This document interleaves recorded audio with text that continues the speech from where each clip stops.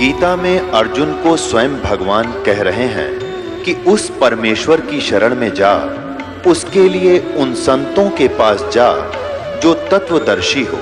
इसी प्रकार हजरत मोहम्मद को उनका अल्लाह कह रहा है कि कोई और पूर्ण परमात्मा है। उसको पाने के लिए उन तत्वदर्शी संत की तलाश कर।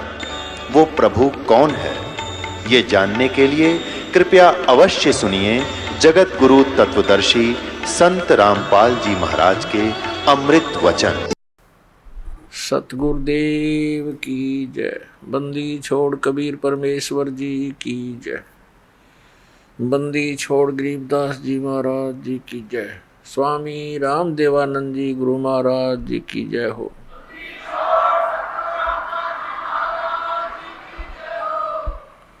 गरीब नमो नमो सतपुरुष को नमस्कार। गुरु की नहीं सुर नर मुनि जन साधुआं संतों सर्वस्ती नहीं। सतगुरु साहेब संत सब डंडो तुम प्रणाम। आगे पीछे मत हुए तिनको जा कुर्बान। नराकार निर्विषम काल जाल भयवंजनम निर्लेपम निज निर्गुणम अकल अनुबेशुंदनम। सोहम सुरति समापतम सकल समाना निर्तलय उज्ज्वल हिरंबर हरदमम बेपरवा अथाह है। वार पार नहीं मध्यतम। गरीब जो सुमर सिद्ध होई गणनायक गलता ना करो अनुग्रह सोई पारस पद परवाना। आदि गणेश मनाऊं गणनायक देवन देवा। चरण कमल लाऊं आदंत करूं सेवा। परम शक्ति संगीतम रिद्धि सिद्धि दाता सोई। अवगत गुण अतीतम सतपुरुष निर्मोही। जगदम्बा जगदीशम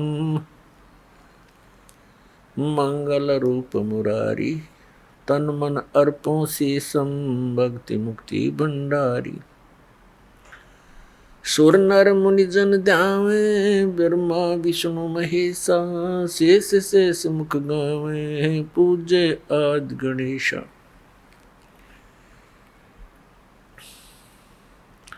इंद्र कुबेर सरीखा वरुण धर्म राय ध्यावे। समर्थ जीवन जी का मन इच्छा फल पावे।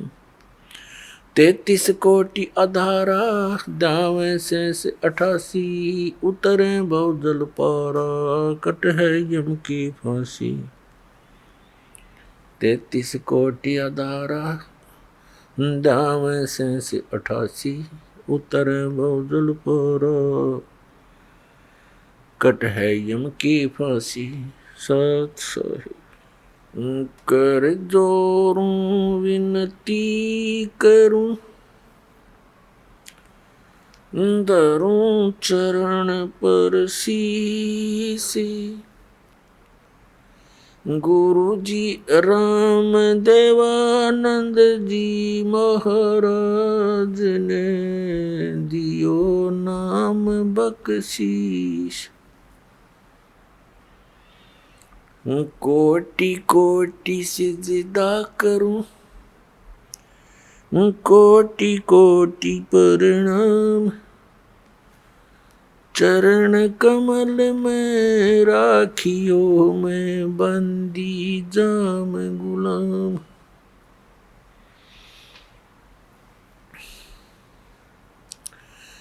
कुत्ता हूँ गुरुदेव का रामपाल दास का नाम। गले प्रेम की जेवड़ी जाखें चोवा जाऊं मैं। तो करो तो बावड़ू। दूर दूर करो तो जाऊं। ज्यों राखो त्यों ही रहूं। जो देवो सो खाऊं। जय इब के सतगुरु मिले। सब दुख आँखों रोए, चरणों ऊपर शीस धरूं, कहूं जो कहनी हो। कबीर साईं मिलेंगे, पूछेंगे कुशलात, आदि अंत की सब कहूं, अपने दिल की बात। गुरु जी तुम ना भूलियो, चाहे लाख लोग मिल जाए, हम जैसे तुमको बहुत हैं, तुम जैसे हमको नहीं। तुम्हारे विसारे क्या बने, मैं किसकी शरण में जाऊं। शिव विरंच मुनि नारदा, तिनके हृदय न समूं। परम पिता परमात्मा पूर्ण ब्रह्म सारी सृष्टि के रचनहार कबीर परमेश्वर जी की असीम कृपा से पुण्यात्माओं आपको इस सत्संग सुनने का सुअवसर प्राप्त हुआ। सत्संग के अंदर बहुत ही पुण्यकर्मी प्राणी आते हैं जो युगों युगों से परमात्मा प्राप्ति का प्रयत्न करते आ रहे हैं। साधुओं से ती मस्करी और चोरों नाल खुशहाल, ये मल अखाड़ा जीतेंगे, युगों युगों के माल। इस परमात्मा के खाड़े में, परमात्मा प्राप्ति वाले अखाड़े में, अर्थात इस प्ले ग्राउंड में, खेल के मैदान में वही विजयी होंगे जो पिछले जन्म जन्मांतर से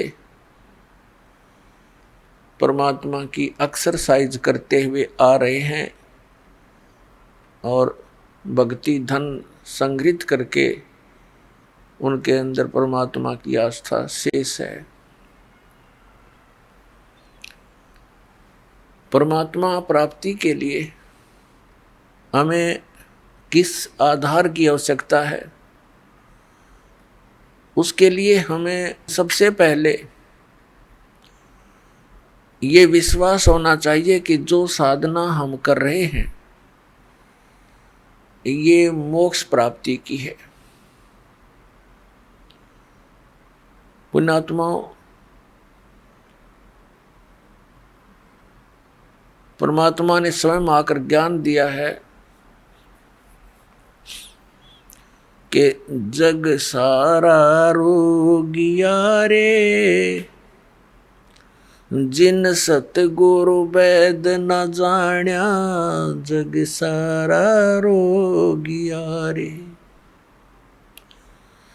भाई जन्म मरण का रोग लगा है, तृष्णा बडरी खांसी।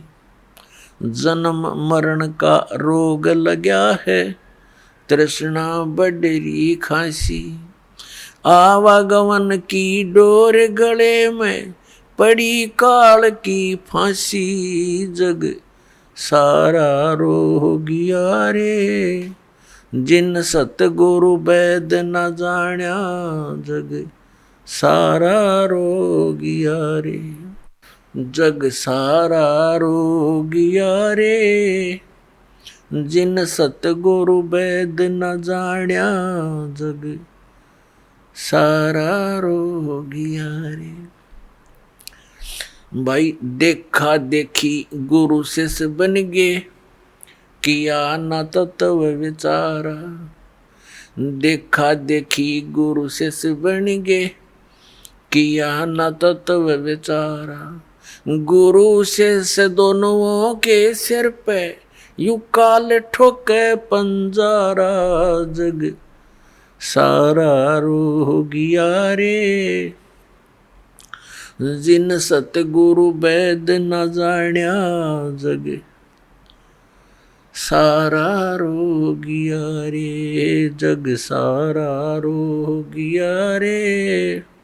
जिन सतगुरु वैद न जाण्या जग सारा रोगिया रे।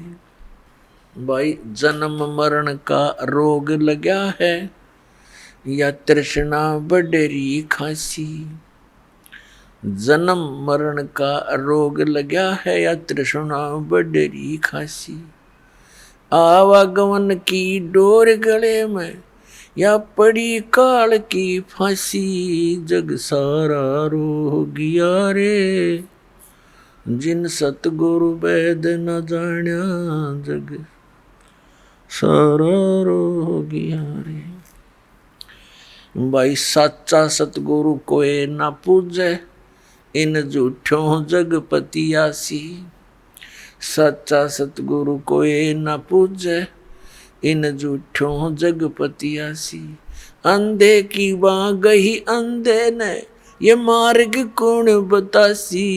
जग सारा रोगिया रे, जिन सतगुरु वैद न जाण्या जग सारा रोगिया रे। जग सारा रोगिया रे, जिन सतगुरु वैद न जाण्या जग सारा रोगिया रे। भाई सार शब्द सर जीवन बूटी, गैस गैस अंग लगावे। सार शब्द सर जीवन बूटी, गैस गैस अंग लगावे। कहें कबीर तुम सत कर मानो, ये जन्म मरण मिट जावे। जग सारा रोगिया रे, जिन सतगुरु वैद न जाण्या जग सारा रोगिया रे। जग सारा रोगिया रे, जिन सतगुरु वैद न जाण्या जग सारा रोगिया रे। सार शब्द सर जीवन बूटी, गैस गैस अंग लगावे। सार शब्द सर जीवन बूटी, गैस गैस अंग लगावे। कहे कबीर तुम सत कर मानो, ये जन्म मरण मिट जावे। जग सारा रोगिया रे, जिन सतगुरु वैद न जाण्या जग सारा रोगिया रे। अब परमात्मा ने कहा कि ये सब पूरा विश्व रोगी है। कौन से रोग से रोगी है, ग्रस्त है? ये जन्म और मृत्यु के रोग से। और जब तक जन्म और मृत्यु का ये रोग नाश नहीं होगा, तब तक आत्मा स्वस्थ नहीं हो सकती, तब तक परम शांति नहीं हो सकती। तो पुण्यात्मा परमात्मा के पाने के लिए हमें एक विशेष विवेक की आवश्यकता पड़ेगी। उसके अंदर हमें सबसे पहले कौन सी वस्तु को आधार मानना पड़ेगा? हमने परमात्मा के पाने के लिए उस साधना को आधार मानना पड़ेगा जिस साधना को करके जिन महापुरुषों को हम अमर मानते हैं,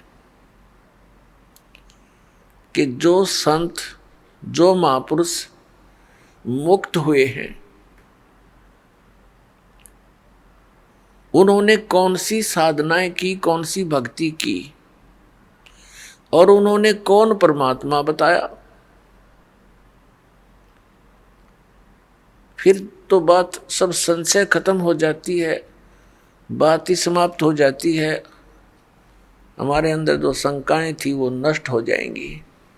उसके साथ साथ जो उन महापुरुषों ने साधनाएं की, और वो मुक्त हुए।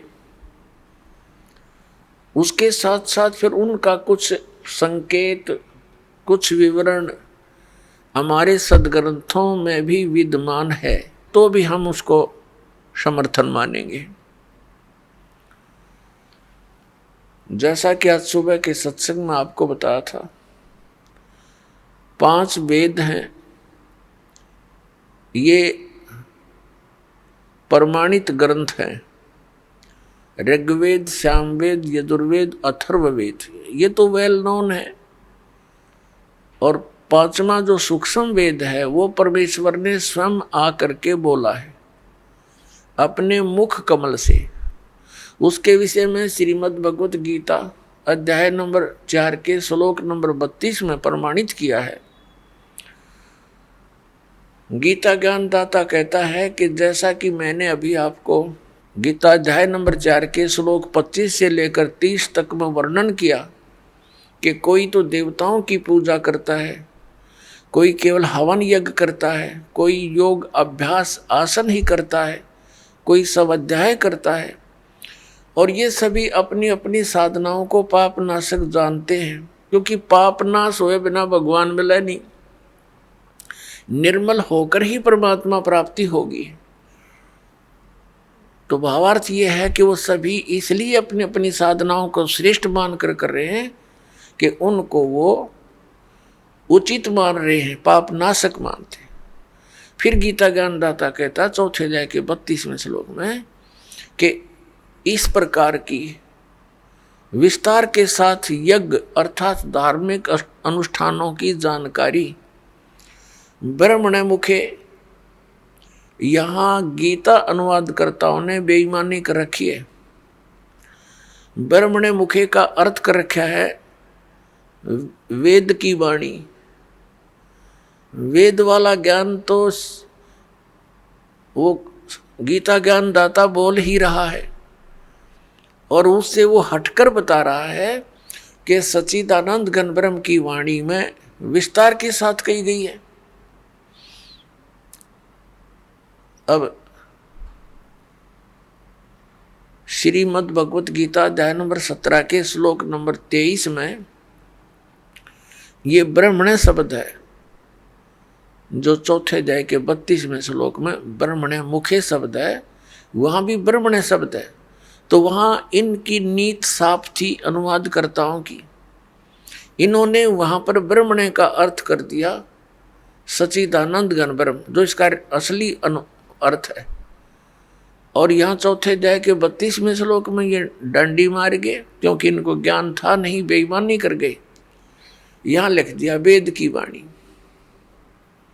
यहाँ भी लिखना था सच्चिदानंद घन ब्रह्म की वाणी में। आपको दिखाते हैं श्रीमद् भगवत गीता पदछेद अन्वय साधारण भाषा टीका सहित। ये गीता प्रेस गोरखपुर से प्रकाशित है, जयदयाल गोविंद का इसके अनुवादक है। ये अध्याय नंबर 4 है श्रीमद् भगवत गीता का। ये 25 में क्या कहा है? दूसरे योगीजन देवताओं के पूजन रूप यज्ञ का यानी धार्मिक अनुष्ठान का परिपथपाती अनुष्ठान किया करते हैं। पर उपासते माने पूजा करते हैं, ये उपासते माने पूजा करते हैं। और अन्य ब्रह्म अग्नौ यानी ब्रह्म परब्रह्मणी इस काल की साधना तक सीमित है, आत्म रूप यज्ञ का हवन किया करते हैं। और 26वां अन्य श्रोत्रादि समस्त इंद्रियों को संयम रूप अग्नियों में हवन किया करते हैं, यानी कुछ अपने इन कान आदि रोक राख कर ये क्रियाएं करते रहते हैं। दूसरे योगीजन शब्द आदि शब्द स्पर्श रूप रसगंध इन समस्त विषयों को इंद्रिय रूप अग्नि में हवन किया करते हैं, यानी अपने संयम साधना में लगे रहते हैं। दूसरे योगीजन इंद्रियों की संपूर्ण क्रियाओं को और प्राणों की समस्त क्रियाओं को, श्वासों की, प्राण माने श्वासों की, ज्ञान से प्रकाशित आत्म संयम रूप योग रूप अग्नि में हवन किया करते हैं। हवन माने साधना करते हैं। और कई पुरुष द्रव्य संबंधी यज्ञ करने वाले हैं, यानी द्रव्य संबंधी माने धन से होने वाला। जैसे कोई भंडारा कर दिया, कितने कंबल बांट दिए, और कहीं कोई धर्मशाला बनवा दी, कोई मंदिर बनवा दिया, इस तरह कितने भंडारे कर दिए। इस तरह कहते हैं कुछ एक इस प्रकार की साधना करके संतुष्ट है कि हमने बहुत कुछ कर लिया। द्रव्य संबंधी यज्ञ, द्रव्य माने धन से होने वाली करने वाले कितने ही तपस्या रूप यज्ञ करते हैं, कई तपस्या ही करते हैं, अनुष्ठान करते तपस्याओं का। दूसरे योग करते हैं, योग अभ्यास, यानी पेट घुमा दिया कि ऊपर न पर नीचे न सिर कर ली, इस तरह की क्रियाओं से ही वो अपने आप को संतुष्ट मानते हैं। और कुछ एक अहिंसावादी तीक्ष्ण व्रतों से युक्त यत्नशील पुरुष, कुछ एक ऐसे जो से मुंह पर पट्टी बांध गए और नंगे पैरों चल रहे, इसको अहिंसावादी तीक्ष्ण व्रत बोलते हैं। कुछ ऐसी क्रियाएं करते हैं।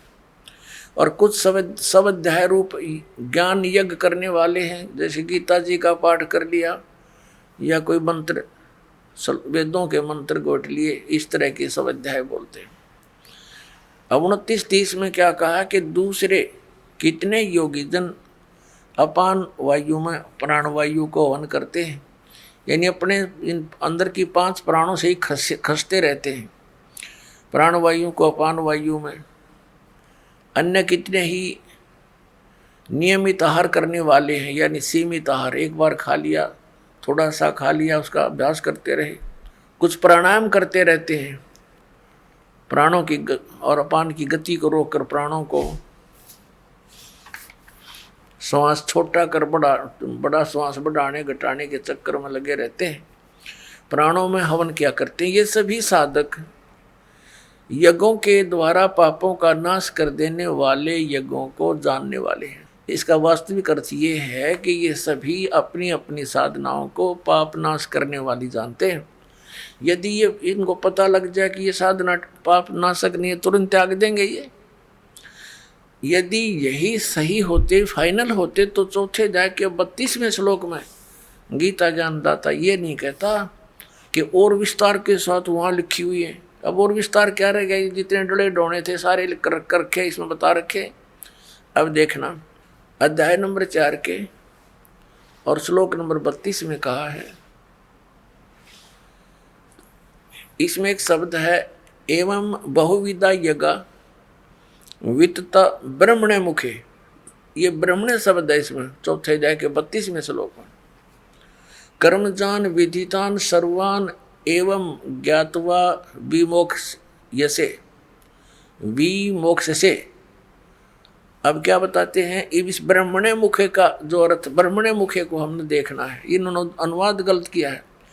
एवं माने इस प्रकार, बहुत प्रकार के यज्ञ यानी धार्मिक अनुष्ठान इन्होंने वेद की वाणी में कर दिया, ये गलत कर दिया। ब्रह्मणे मुखे का अर्थ लिखना था सच्चिदानंद घन ब्रह्म की वाणी में विस्तार से कहे गए। उन सब को तू कर्म जान, यानी कर्मों से, शारीरिक क्रियाओं से संपन्न होने वाले जान। नाम उठत नाम बैठत नाम सोत जागबे, नाम खाते नाम पीते नाम सेती जागबे लागबे, ये क्रिया है उसमें। विधितान, विधि जान, उनको जान। इस प्रकार तत्व से जानकर उनके अनुष्ठान द्वारा तू कर्म बंधन से सर्वथा मुक्त हो जाएगा। अब ये देखना, हमने ये गलत कर दिया ने, बेईमानी कर रखी यहाँ पर। यहाँ लिखना था सच्चिदानंद घन ब्रह्म की वाणी में। अब आपको दिखाते हैं इसी श्रीमद् भगवद गीता अध्याय नंबर 17 के श्लोक नंबर 23 में। इसमें है ओम तत्सत इति निर्देश है ब्रह्मण तिर्विध समर्थ है ब्राह्मणा तेन वेदा च यगा च विहिता पुरा।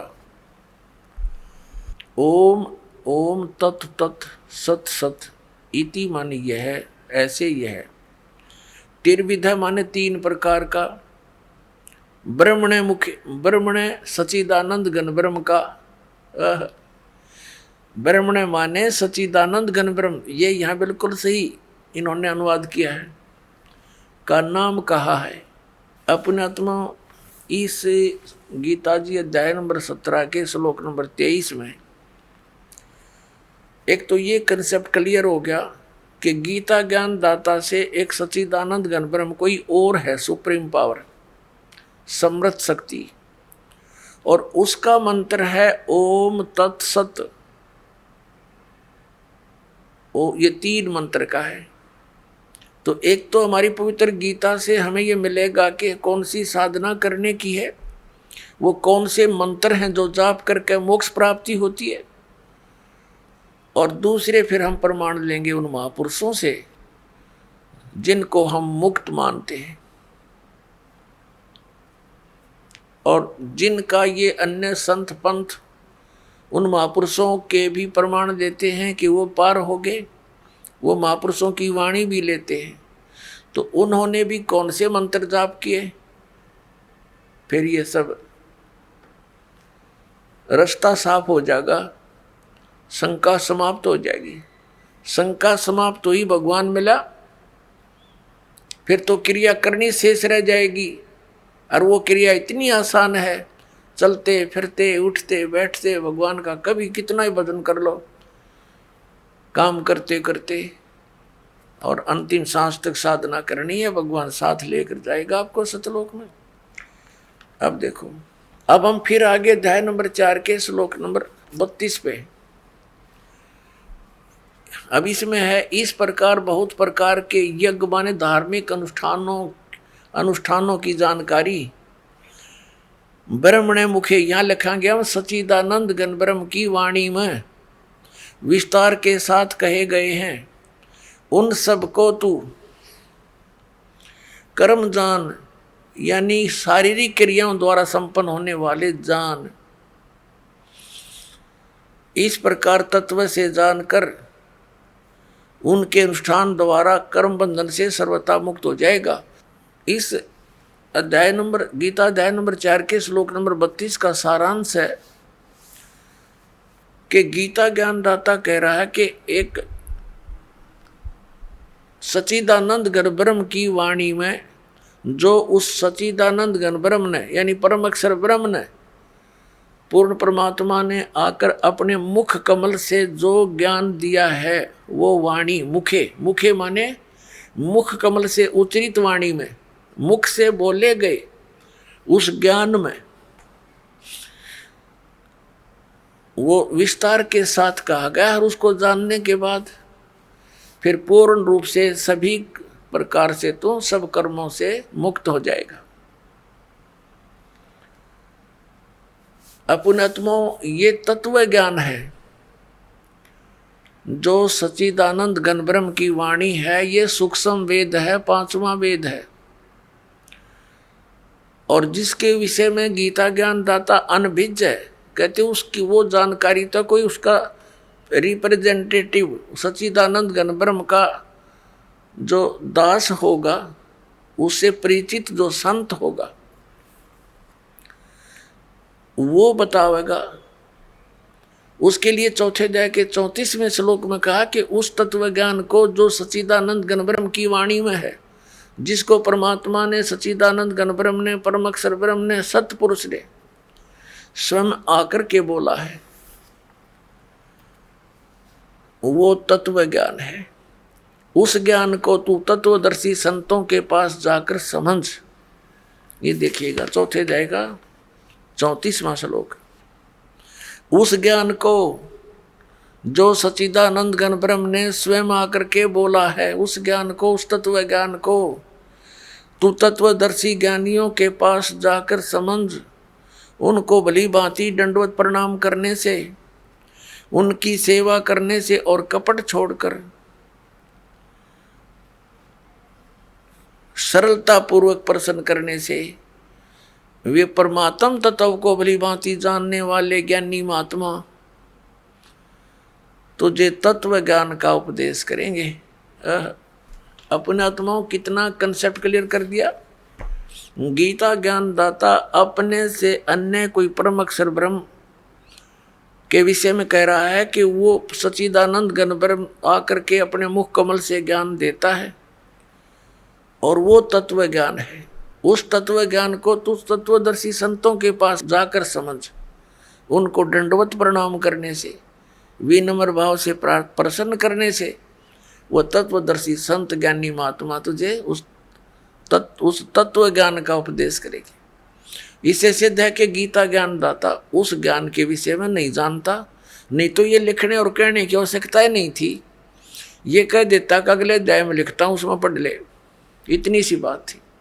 ये नहीं जानता, इसने उस ज्ञान को, पांचवें वेद को नष्ट कर दिया था और उसको प्रदान करने के लिए परमात्मा स्वयं आते हैं। अपने आत्माओं यहाँ एक कंसेप्ट और क्लियर करेंगे।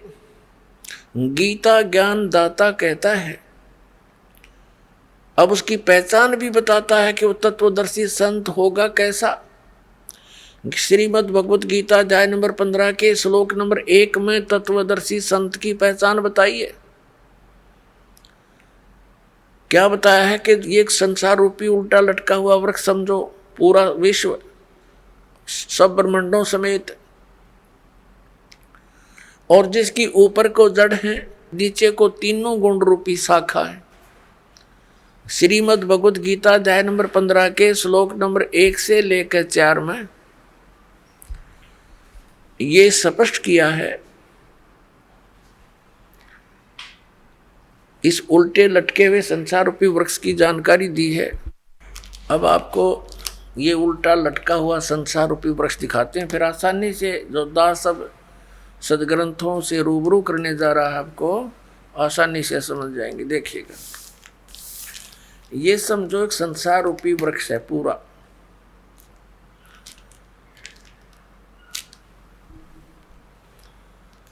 ऊर्ध्व मूलम अधः शाखम। देखिए श्रीमद् भगवत गीता अध्याय नंबर 15 का ये पंचदशो अध्याय यानी 15वां अध्याय है। 15वां अध्याय है, ये इसका प्रथम श्लोक है।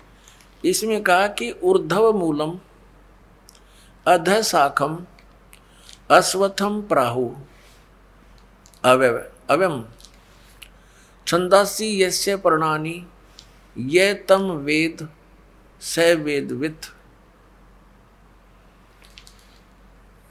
ऊर्ध्व मूलम इसका अर्थ है कि ऊपर को जड़ और नीचे को शाखा। अधः माने नीचे होता है, ये भ्रमित है, इन्होंने गलत कर दिया। अधः माने ब्रह्मा रूप मुख्य शाखा वाले, नहीं। ये दूसरा अध्याय में 15वें अध्याय के दूसरे श्लोक में 2 बार अधः है, अधः अधः। इसका अनुवाद इन्होंने इसके अगले पृष्ठ पे किया है। अधः माने नीचे, अधः माने नीचे, अधः माने नीचे, ऊर्ध्व माने ऊपर, अधः माने नीचे, अधः माने नीचे। तो हम यहाँ इसको शुद्ध कर लेंगे, इन्होंने गड़बड़ कर दी थोड़ी सी, ये बेईमानी करके जान के समझ में ना आई। अब हम फिर 15वें अध्याय के प्रथम मंत्र में फिर आगे हैं। ऊर्ध्व मूलम ऊपर को जड़ और अधः शाखम नीचे को शाखा वाला, अश्वत्थम प्राहु अव्यम ये संसार रूपी पीपल का अविनाशी वृक्ष कहा है। छंदासी यस्य पर्णानि इसके जो पत्ते आदि जो हैं, इसके छंद हैं, विभाग हैं, पार्ट हैं।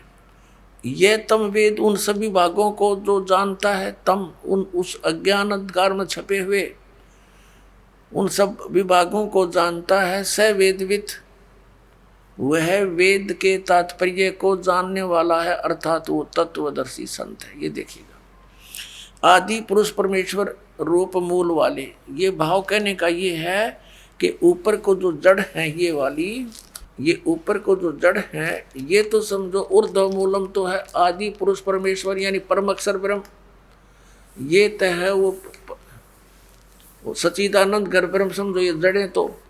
और ये तना अक्षर पुरुष, ये परम अक्षर पुरुष, ये तना अक्षर पुरुष। ये देखिएगा, ये पूर्ण ब्रह्म कहो, परमेश्वर कहो, परम अक्षर ब्रह्म कहो, या सच्चिदानंद घन ब्रह्म कहो, ये जड़ें हैं। जैसे ये जड़, ओनली जड़, और फिर इसके बाहर जो जमीन से बाहर दिखाई देता है इसको पेड़ बोलते हैं।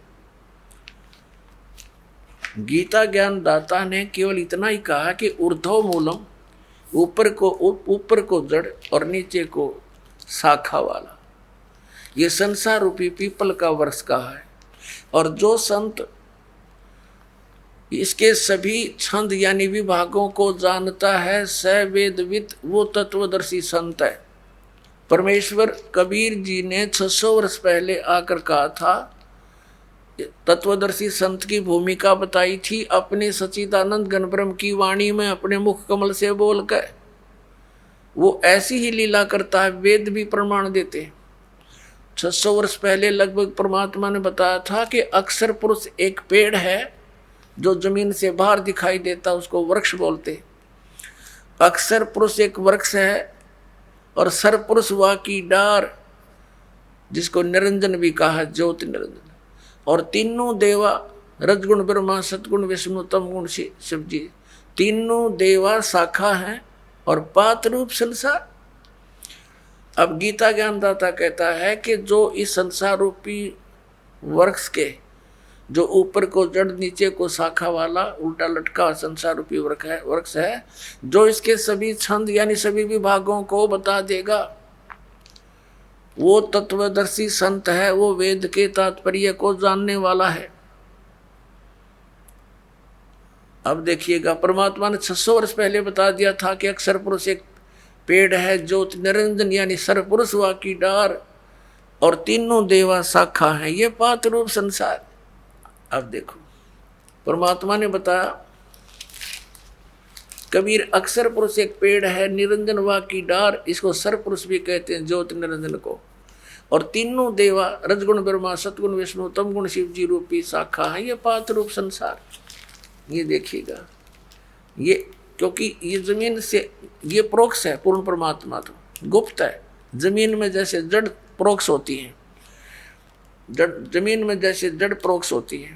अब ये तना, ये अक्षर पुरुष है, अक्षर पुरुष एक पेड़ है, और सरपुरुष वह की डार, ये मोटी डार।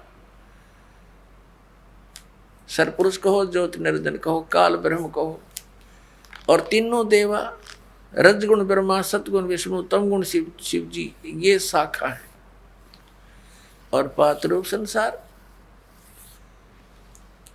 तो सच्चिदानंद घन ब्रह्म की वाणी में ये कंप्लीट ज्ञान लिखा हुआ है। गीता जी के अध्याय नंबर 4 के श्लोक नंबर 32 का ये निष्कर्ष है कि उस सच्चिदानंद घन ब्रह्म की वाणी में सब साधना यानी धार्मिक अनुष्ठानों की जानकारी बहुत विस्तार के साथ और यथार्थता से दे रखी है। उससे पूछो। और तत्वदर्शी संत की पहचान बता दी कि वो तत्वदर्शी संत बताएंगे तो कैसा होगा, वो जो संसार रूपी वृक्ष के सभी विभागों को बता देगा। स वेदवित, वह वेद के तात्पर्य को जानने वाला है, अर्थात वो तत्वदर्शी संत है। देखना, अब हम पढ़ रहे हैं, इन्हीं की वाणी पढ़ेंगे। आदि पुरुष परमेश्वर मूल वाले, अधः शाखम, नीचे को शाखा, ये गलत अनुवाद किया है, बेईमानी कर रखी है। और संसार रूपी पीपल के वृक्ष को अविनाशी कहते हैं, वेद जिसके पत्ते कहे गए, संतों का अर्थ वेद कर दिया। और उस संसार रूप वृक्ष को जो पुरुष मूल सहित जड़ से लेकर और पत्तों तक, ये समझो, मूल सहित तत्व से जानता है, स वेदवित, वह वेद के तात्पर्य को जानने वाला है। वो तत्वदर्शी संत है, वो वास्तव में ज्ञानी तत्वदर्शी संत। अब इसको थोड़ा सा और आगे पढ़ेंगे। जैसे इस पुस्तक में आगे देखिए, अध्याय नंबर 15 के श्लोक नंबर, अब एक हमने पढ़ लिया, दूसरा देखो। इसमें लिखा कि उस संसार रूपी वृक्ष की तीनों गुण रूप ये शाखाएं हैं। विषय पर वाला ये शाखाएं हैं, बस इतना ही लिखना था। नीचे और ऊपर फैली हुई, सर्वत्र नहीं, क्योंकि पृथ्वी लोक पर ये ज्ञान बोला जा रहा था। और श्री ब्रह्मा, श्री विष्णु, श्री रजगुण ब्रह्मा, श्री सतगुण विष्णु, श्री तमगुण शिव जी की जो पहुंच है, रीच है, उनकी जो पहुंच है, जो उनका प्रभुता है उनकी, वो केवल इन 3 लोकों पर है। पृथ्वी लोक, नीचे पाताल लोक और ऊपर स्वर्ग लोक। इन 3 लोकों पर इनकी प्रभुता है, यहाँ तक इनकी पहुंच है। ये एक एक विभाग के मंत्री हैं। और पृथ्वी लोक पर यूँ बोला जा रहा है क्या ना, ऊपर और नीचे यानी स्वर्ग और नीचे पाताल तक इनकी क्षमता है। रजगुण ब्रह्मा, सतगुण विष्णु, तमगुण शिव जी की। देखना श्रीमद् भगवत गीता अध्याय नंबर 15 का हम श्लोक नंबर अब दूसरा पढ़ रहे हैं। उस संसार वृक्ष की तीनों गुण रूप शाखा, ये है अधः च ऊर्ध्वम प्रसरता तस्य शाखा गुण प्रवर्धा। अब यहाँ तीनों गुण रूप जल से बड़ी हुई शाखाएं नहीं है, ये है विषय पर वाला शाखा, विषय विकारों की शाखाएं हैं, ऐसा समझो। इन्हें गलत कर रखा है। नीचे और ऊपर, सर्वत्र नहीं, नीचे और ऊपर फैली हुई है। और मनुष्य लोक में, यहाँ पृथ्वी लोक पर कर्मों के अनुसार बांधने वाली, यानी कर्मों के आधार पर ये हमें सुनियोजित रखने वाली भी मुख्य कारण है। मूलानी माने जड़ हैं, ये मुख्य कारण है। नीचे और ऊपर, सभी लोकों में नहीं, केवल नीचे ऊपर फैली हुई है। यहाँ एक शब्द है तीनों गुण रूप शाखा। अब रजगुण ब्रह्मा है, सतगुण विष्णु, तमगुण शिव जी, ये कंसेप्ट क्लियर करना पड़ेगा। एक तो बहुत ही सिंपल सा देखिए आप, रजगुण ब्रह्मा है, यही तीनों गुण है, यही 3 देवता, इन्हीं पुराणों में देखिएगा। ये गीता प्रेस गोरखपुर से प्रकाशित है, मार्कंडेय पुराण।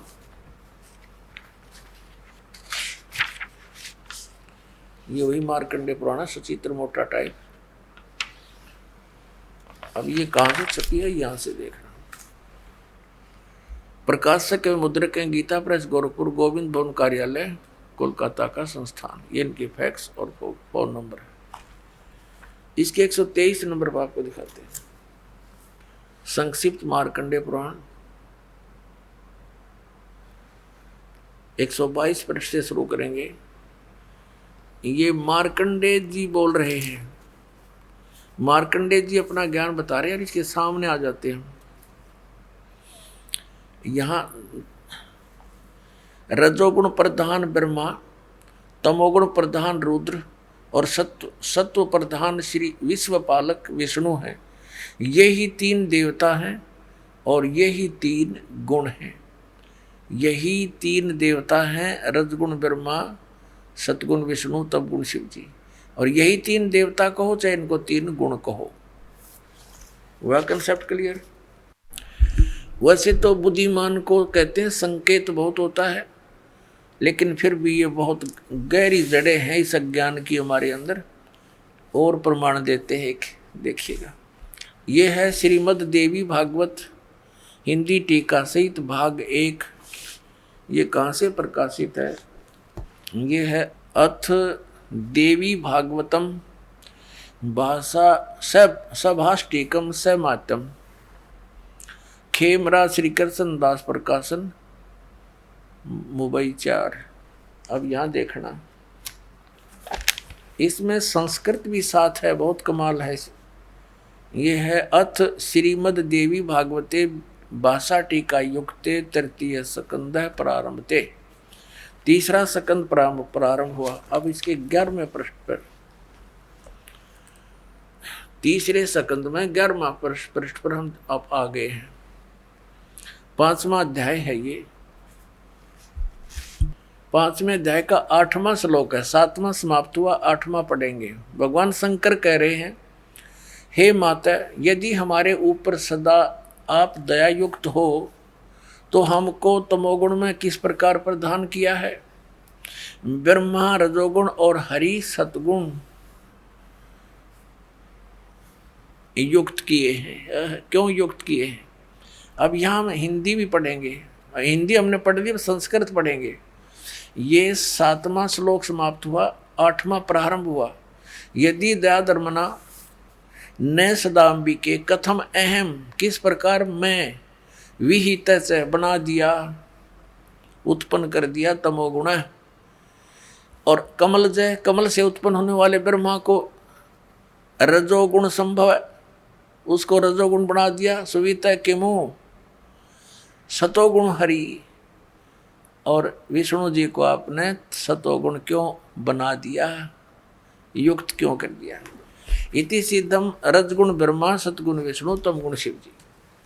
अब हम आते हैं उस पवित्र सदग्रंथ अपनी श्रीमद् भगवद गीता के और श्लोक नंबर 2 पर देख, 15वें अध्याय का 2, अध्याय नंबर 15 का मंत्र नंबर 1 तो हमने पढ़ लिया कि ऊपर को जड़ नीचे को शाखा वाला ये संसार रूपी पीपल का विनाशी वृक्ष कहा गया है।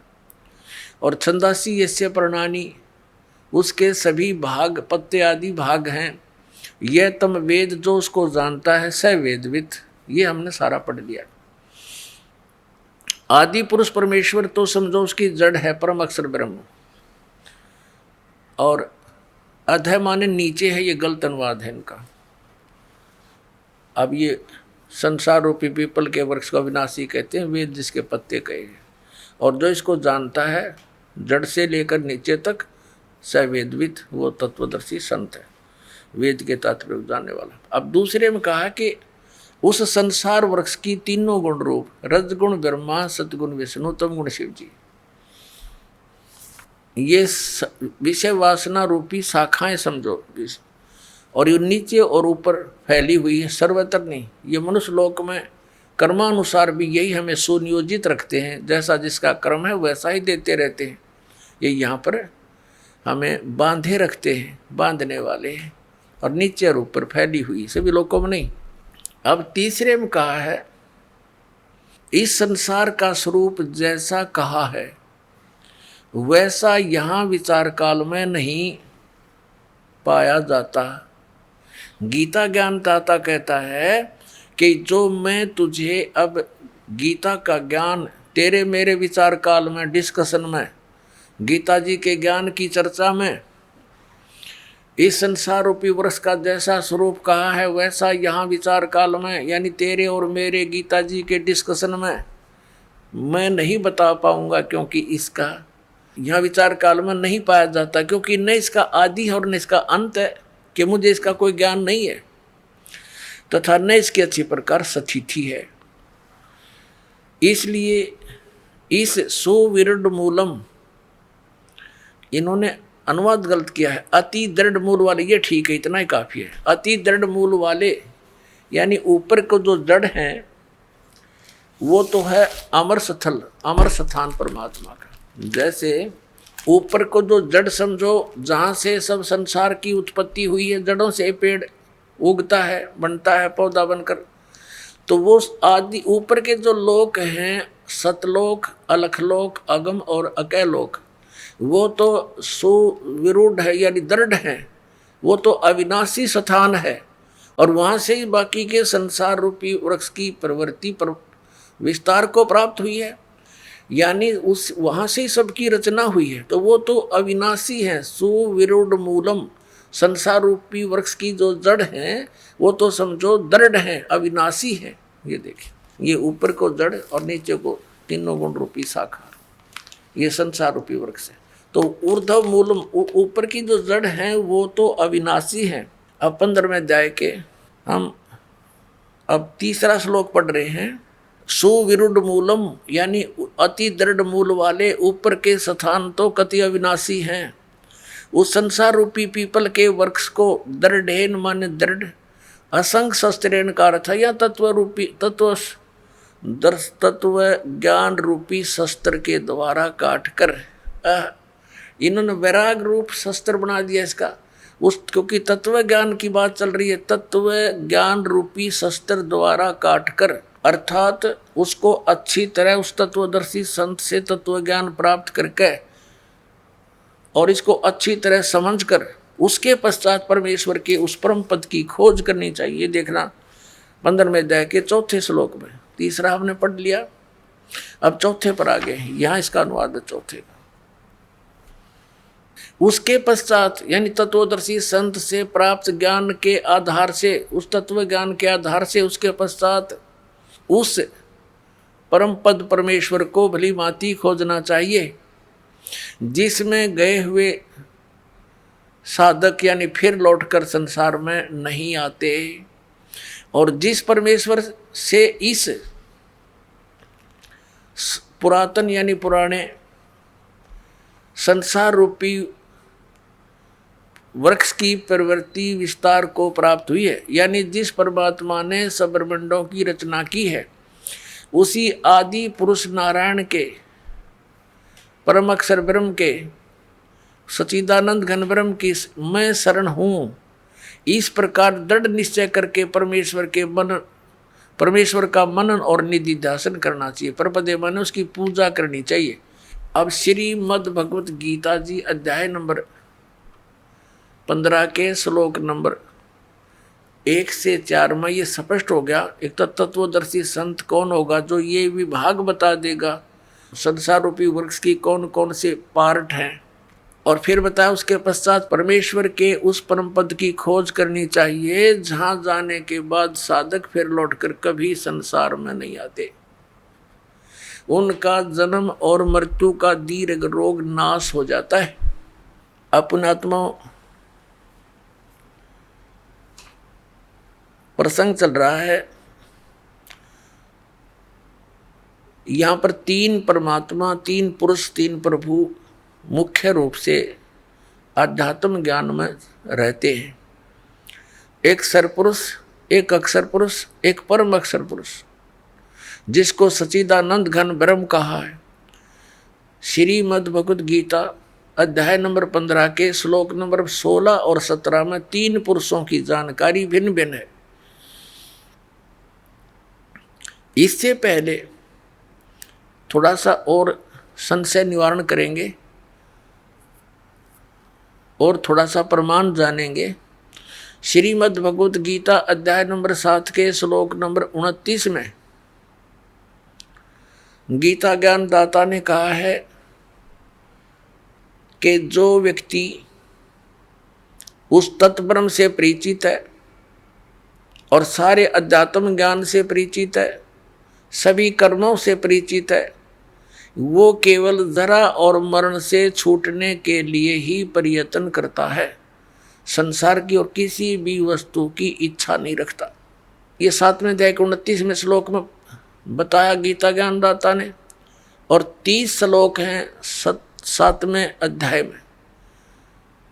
फिर 8वें अध्याय के प्रथम मंत्र में श्लोक में गीता ज्ञानदाता से अर्जुन ने पूछा कि किम तत्ब्रह्म, वो तत्ब्रह्म क्या है और वो अध्यात्म ज्ञान क्या है, वो कर्म क्या है, वो तत्ब्रह्म क्या है, मुझे उसकी जानकारी दीजिए कि जिसको जानने के बाद साधक फिर यहाँ की किसी वस्तु की डिमांड नहीं रखता। 8वें अध्याय के 3रे श्लोक में गीता ज्ञानदाता ने उसका उत्तर दिया है कि वो परम अक्षर ब्रह्म है। यानी गीता ज्ञानदाता से कोई अन्य समर्थ शक्ति है, वो सुप्रीम गॉड है, वो परम अक्षर ब्रह्म है। अब प्रमाण देखिएगा, ये देखिएगा अध्याय नंबर 7 का, और यहाँ 29वां श्लोक है। यहाँ संस्कृत है इसकी। जरा मरण मोक्षाय, जरा माने बुढ़ापा वृद्धावस्था, मरण मृत्यु, मोक्षाय माने मोक्ष के अर्थ, मोक्ष के लिए, उस जरा और मरण से छुटकारे के लिए माम आश्रित है, मेरे इस ज्ञान का आश्रय करके के तत्वदर्शी संत की खोज कर ले, वो बतावेंगे। उसका आश्रय करके यतंती, ये जो प्रयत्न करते हैं, जरा मेरे उस ज्ञान का को आधार बनाकर तत्वदर्शी संत की खोज करके जो प्रयत्न करते हैं, किस लिए, जरा और मरण से छूटने का, ते ब्रह्म तत्विदु कृष्णम अध्यात्म कर्म च अखिलम। इसका अनुवाद देखिए। गीता ज्ञानदाता कहता जो मेरे शरण हो गए, जरा माने वृद्धावस्था मरण से यानी मृत्यु से छूटने के लिए प्रयत्न करते हैं, यत्न करते हैं, वे पुरुष तत् ब्रह्म, तत् उस ब्रह्म, ब्रह्म को, तत् ब्रह्म को, संपूर्ण अध्यात्म को तथा संपूर्ण कर्मों को जानते हैं। अध्याय नंबर 7 के 30 में इतना कहा है कि जो मुझे जानते हैं इस सब रूप में, तो वो मुझे ही जानते हैं, आगे नहीं जानते वो। अब इसके साथ ही ये है 8वें अष्टमो अध्याय, इसके प्रथम मंत्र में अर्जुन ने पूछा किम तत्ब्रह्म, अर्जुन वाच किम तत्ब्रह्म, आपने जिस इस तत् ब्रह्म, उस ब्रह्म को, संपूर्ण अध्यात्म को, संपूर्ण कर्मों को जानते। तो यहाँ पूछा है 8वें अध्याय का प्रथम मंत्र में किम तत्ब्रह्म और किमत अध्यात्म और किम पुरुष, किम कर्म पुरुषोत्तम, अधिभूत च किम प्रोक्तम, अधिदेवम किम उच्यते। वह ब्रह्म क्या है, हे पुरुषोत्तम वह ब्रह्म क्या है। तो गीता ज्ञानदाता ने अब इसी गीता अध्याय नंबर 8 के और श्लोक नंबर 3 में कहा है वह परम अक्षर ब्रह्म है। वह परम अक्षर ब्रह्म है जो गीता ज्ञानदाता से अन्य और समर्थ है। अब हम समझेंगे गीता अध्याय नंबर 15 के श्लोक नंबर 16 और 17 को बहुत आसानी से समझ में आएंगे। सरपुरुष ये ज्योति निरंजन है, गीता ज्ञानदाता श्री कृष्ण में प्रवेश करके बोलता है। और अक्षर पुरुष है ये 7 शंख ब्रह्मांड का स्वामी, जो संसार रूपी वृक्ष का तना जानो। और मूल जो है वो परम अक्षर ब्रह्म है। अब देखिएगा गीता अध्याय नंबर 15 का श्लोक नंबर 16 और 17, ये देखिएगा। इसके नीचे से पढ़ा 16वां यहाँ श्लोक है। द्वौ इमौ पुरुषौ लोके सर च अक्षर है एव च। इस लोक में दिवौ माने 2, पुरुषौ माने परमात्मा, वेल नोन है। कौन? सरपुरुष कहो, अक्षर पुरुष कहो। इस पुरुष को हम यहाँ 2 जगह लगा सकते हैं, सरपुरुष और अक्षर पुरुष। और इनके अंतर्गत जितने प्राणी हैं वो तो नासवान हैं, जीवात्मा किसी की मरती नहीं है, तो सबका गधे की भी नहीं मरती। यह अनुवाद देखें, इस संसार में नासवान और अविनाशी भी ये 2 प्रकार के पुरुष, यानी पुरुष माने परमात्मा प्रभु हैं, एक सरपुरुष एक अक्षर पुरुष। और संपूर्ण प्राणियों के शरीर नासवान है, जीवात्मा तो सबकी अविनाशी है, गधे कुत्ते की भी है। अब 17 में कहा कि उत्तम पुरुष है तो इन दोनों से, इस सर और अक्षर से, ये 2 पुरुषों से अन्य है। उत्तम पुरुष है तो अन्य, और परमात्मा इति उदारत है, जिसको परमात्मा कहा जाता है। ये लोक त्रयम् आविश्य विभर्ति, जो तीनों लोकों में प्रवेश करके सबका धारण पोषण करता है, अवय ईश्वर है, वो वास्तव में अविनाशी परमात्मा है। उत्तम पुरुष यानी श्रेष्ठ प्रभु तो कोई और है, इन दोनों से 16वें श्लोक वालों से अन्य है, और ही है। तीनों लोकों में प्रवेश करके ये संसार रूपी वृक्ष से, सब पूरे संसार रूपी वृक्ष को यानी जड़ों से ही आहार प्राप्त होता है, यानी उस परमात्मा से ही सबका धारण पोषण हो रहा है, वो सबका मालिक है, सबका दाता है। अब यहाँ फिर देखिए, उत्तम पुरुष तो अन्य ही है जो तीनों लोकों में प्रवेश करके सबका धारण पोषण करता है, वो अविनाशी परमेश्वर परमात्मा इस प्रकार कहा गया है। अब ये विचलित कर देंगे आपको ये तत्वज्ञानहीन 15वें अध्याय के 18वें श्लोक में। अपने आत्मा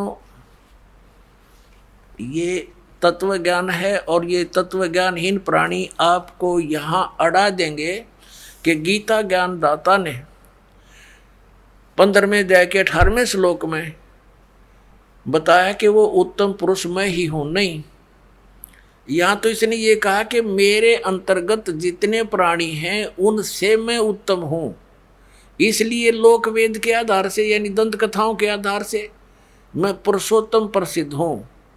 लेकिन उसने स्पष्ट कर दिया है 15वें अध्याय के 17वें श्लोक में कि वो तो कोई और है, उसको तो तत्वदर्शी संत बताएंगे। बस इतनी सी बात है।